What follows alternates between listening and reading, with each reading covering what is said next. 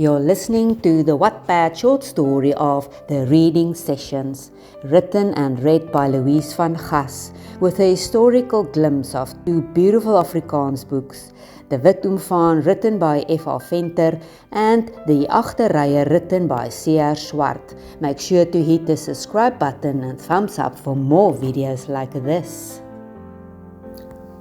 A few months ago, I started giving back to my community by reading to elderly people in nursing homes. To be honest, it doesn't feel like something I do voluntarily. It feels more like a visit, a calling, something that has taken root deep in my heart. Of all the nursing homes I visit, there is one that is particularly close to my heart. The residents there are of advanced age and many of them need extra attention, patience and companionship. When I visit them, I realize how close some of them are already to God's golden steps, closer than we might think.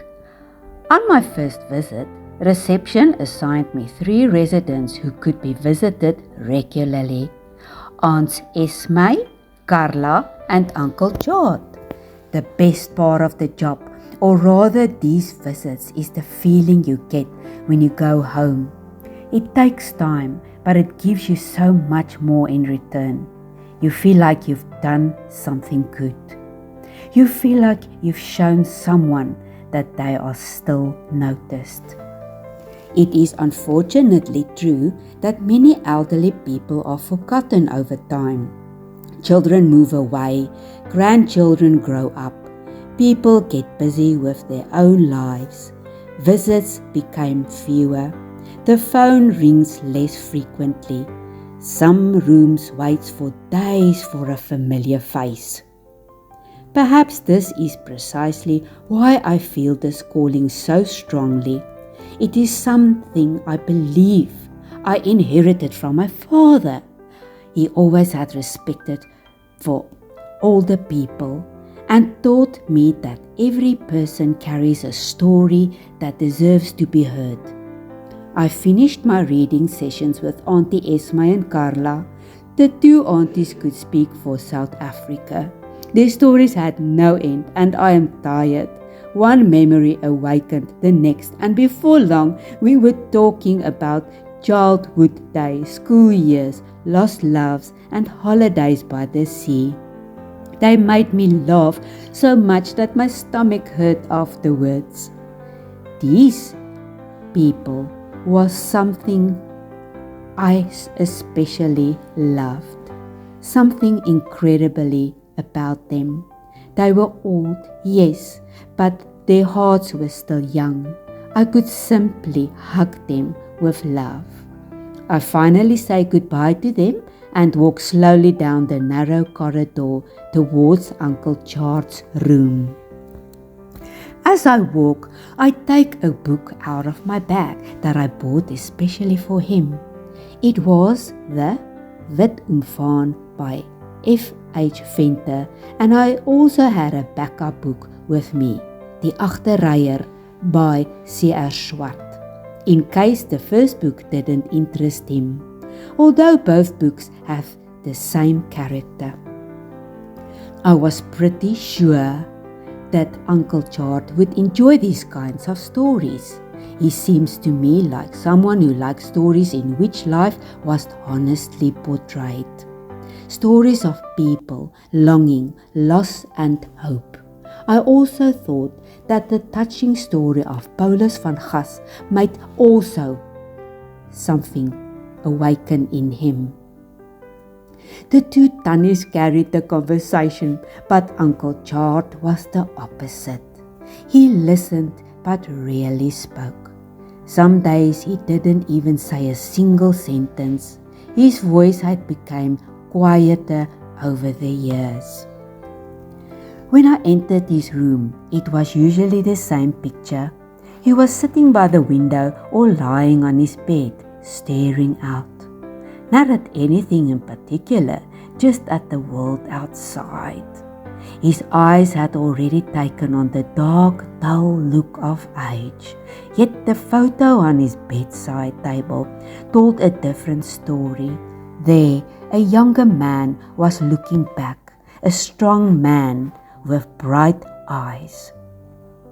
I often looked at the photo and wondered how many times life stories were hidden behind that face. What adventures he had experienced and what loves he had known, what dreams he had cherished. When I arrived at his door, I knocked lightly before entering. Uncle George was lying on his bed with his back turned to me. "Good morning, Uncle George," I greeted greedily. No answer. He continued to look at the window. I walked around the bed until I could see his face. For a brief moment, his gaze met mine. Then his eyes wandered back to the light streaming in through the window. "I bought Uncle a new book today." Still no answer. I pulled the chair closer and sat down next to his bed. The silence between us is not an uncomfortable silence. It is the kind of silence that speaks louder than words. I opened the book and started reading. At first I wonder if he is listening at all, because his face always remains expressionless. His hands rest quietly on the blanket. But I read, page after page, paragraph after paragraph, where Paulus van Gas, as a young voortrekker boy, was the trailblazer. His adventures are based on reality. The great trek where he encountered as an adopted son and is depicted in 2 beautiful books. A youth story I read to Uncle George and hopefully already knows.